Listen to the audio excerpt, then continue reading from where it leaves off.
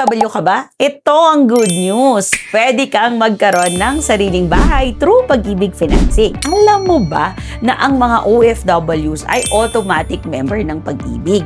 Lagi kasi nilang sinasabi yan sa amin, hindi po ako member ng Pag-ibig. Yes, member ka. You're an automatic member ng Pag-ibig, lalo na kung dumaan ka ng POEA.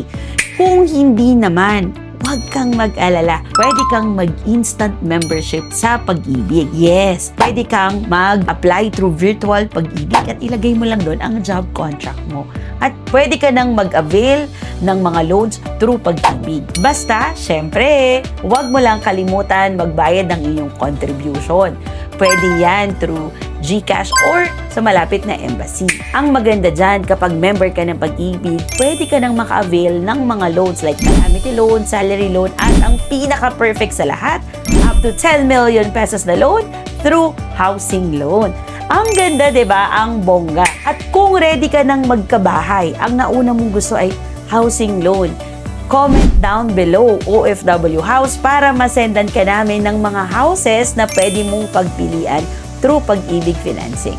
Dahil dito sa Rent-to-Own, ang pangarap namin, tulungan kang magkabahay. God bless you!